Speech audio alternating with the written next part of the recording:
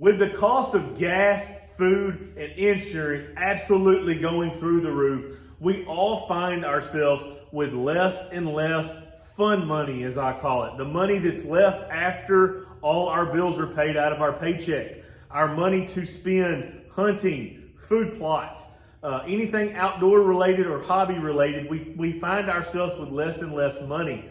And a lot of us are wondering, can we still plant food plots on minimal budget, or what I like to call poor man plots? And absolutely we can. I'm going to show you exactly how to do that in this video. I'm going to show you how not to use this planter, this tractor, or that Ranger, and to be able to plant a crop that is going to help you be more successful this fall. And it's also going to benefit your deer over the entire winter. So what we're going to talk about first is where these places are located. There are a bunch of them. If you have a full timber tract, there's oftentimes a spot or two on every farm where it will be a thinner spot in the canopy for whatever reason, whether it was an old ag field, kind of growing up into a thicket. If you have some small saplings growing out there, but there's almost always, on a lot of the farms that I've been to, there's a small area somewhere in those woods that you can convert into a food plot. If you are in ag country where you need to be looking, in my opinion, I found a bunch of them like this. Small nooks in the corner of the fields. The farmers used to use planters like this, 6 rows, 8 rows. Now they use 12, 16s, and 24 row planters. They can't get that gigantic equipment up into those nooks. So what they end up doing is they just go around. They don't plant up into those nooks anymore. Those are absolutely what I love when I'm looking for any type of food plot, but especially poor man plots. Those nooks are absolutely key, because that's most of the time, that's where the whitetails are going to come out to at the last light before they hit those big ag fields. Those are absolutely perfect. Oftentimes in these poor man plots, what we find is we do have limitations. We have sunlight limitations, and we also have crop limitations. I'll post a picture of a video that I had took. It was on episode 2, I believe, where I'm specifically talking about what I just talked about. A spot where the farmer can no longer get into those areas to plant. I went in, I cut all the trees back to let that sunlight get down in there and be able to raise a successful crop. But we do have sunlight limitations. If you're going to be out in the middle of a forest in a small opening, you are going to have sunlight limitations. You are going to have crop limitations. If you are a ½ acre or less, you're not going to be raising grains. It's just not going to happen, guys. You're not going to be planting corn or beans inside there. They're not going to make it. So even if you fence everything out, typically you're not going to have enough sunlight in those areas for those to be beneficial, and you're going to have all kinds of wildlife other than just deer coming to that green spot. With these poor man plots, we are not going to be talking about corn. We're not going to be talking about soybeans or alfalfa. Those are the absolute 3 most expensive ones to plant, most management intensive. They take the most chemical, they take the most time. They require the most fertilizer. So we're not going to be planting those 3. We already put those aside. Even if we do have a big opening in our canopy in the woods, or we have a pretty good sized ag field at the end of an ag field where the farmers aren't tending anymore, we're not going to put corn, soybeans, or alfalfa there, because in this video, we're talking about poor man plots. And those are not poor man plots. Those cost a lot of money. So what do we have left after we take off corn, soybeans, and alfalfa? Well, we have clovers, we have all our cereal grains, and we have our brassicas. All 3 of which are not extremely expensive to plant. They're not extremely difficult to plant. They don't require equipment like this.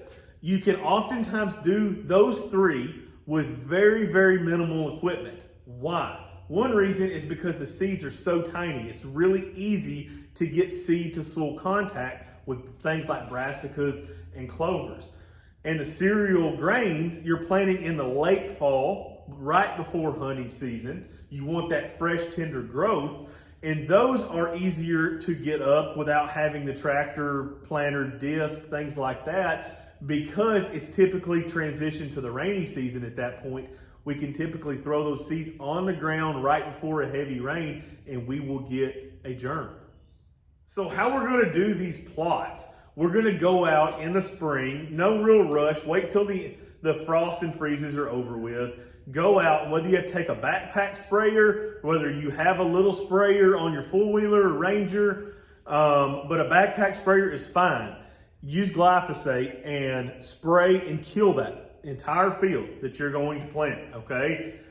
What we're going to do is we're going to do this early. One of the biggest mistakes I see folks make with their food plots is they wait until the last minute and then they want to go out there and they want to do everything over the course of a weekend.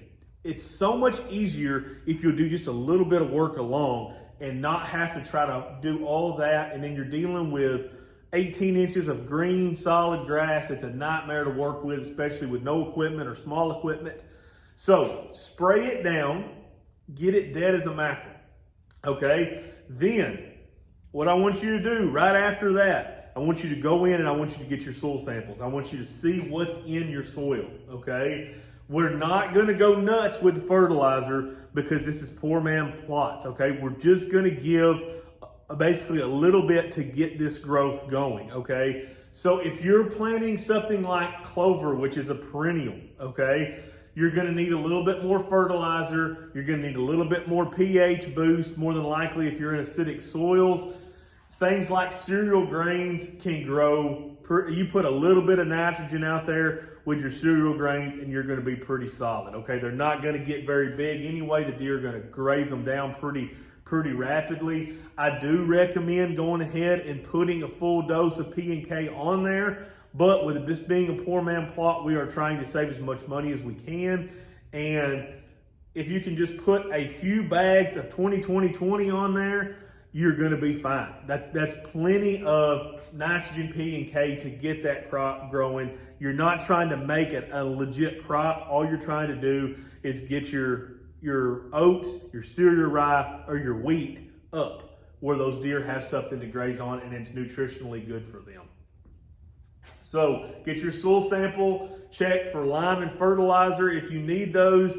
Hopefully you don't need a ton of lime. I am shooting a video right now as we speak that is running on liquid lime, a plot start, ag lime, and pelleted lime. I've got a research trial going on my farm, and I'm going to compare all of these and see if we are wasting our money or if these things really do help us. And so be sure and subscribe to find the results of those, because I think that's something that a lot of us, including myself, want to know the results of. So once we get it sprayed, and we get our fertilizer and our lime down, let me back up. We need to put our lime down. We don't want to put our fertilizer down in the summer. We want to put our fertilizer down right before we plant, because if nitrogen will leave the soil. We don't want to put our nitrogen on early spring and not be wanting to plant until late fall. It's not going to work out good. You're not going to have any nitrogen left by the end of that time. So spray it, put your lime down if you need lime, and then wait and keep that plot sprayed. Keep that stuff dead. You don't have to, as soon as it comes up a little green, you don't have to go out there and hit it, but you don't want that grass getting 18 inches, 2 foot tall. Just spray it once every 5-6 weeks as needed, okay? We're just trying to keep that stuff killed down. It's gonna make your job so much easier, especially not having any equipment, okay? Right before we plant, we're gonna go in and we're gonna put our fertilizer and our seed down. And we're going to do this right before a rain in the fall. And we're going to get a good germ, and we're going to have fresh, tender growth during early November is what I shoot for. That's what I want my plots to have the most attractiveness, okay, is early November. So I'm shooting for 2 to 4 weeks before that, planting my cereal grains. So mid-October, early October is when I'm wanting to plant my cereal grains. I'd back up even a little bit further on the brassicas, probably try to put them in the ground early September. For us, our average frost freeze date is maybe sometime 1st of November, so to give it about 60 days of growing season. But you can do this, guys, and it doesn't have to cost you a fortune. So the equipment that we need to do this is really minimal. We just need a hand seeder is all we need, and we really just need something to spray with. And that's really the only two things.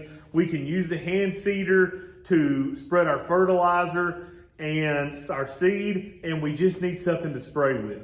So these plots can be very, very beneficial to us as hunters and to our whitetails. We just have to go out there and make do with what we have during these tough times.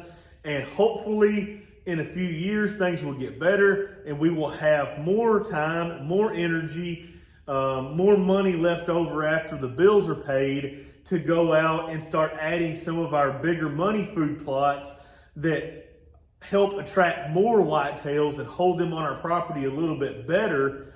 And then we can also incorporate these poor man plots into those plots. That's what I really like to do. For me, that's my favorite style of food plot that there is have your big name, your corn, your soybeans, your alfalfas, your brassicas, and then put some of these cereal grains in there amongst them in maybe a separate corner, and you're really going to be impressed with the results you get from that. But thanks for watching, guys. If you found this video helpful, please smash that like and subscribe button.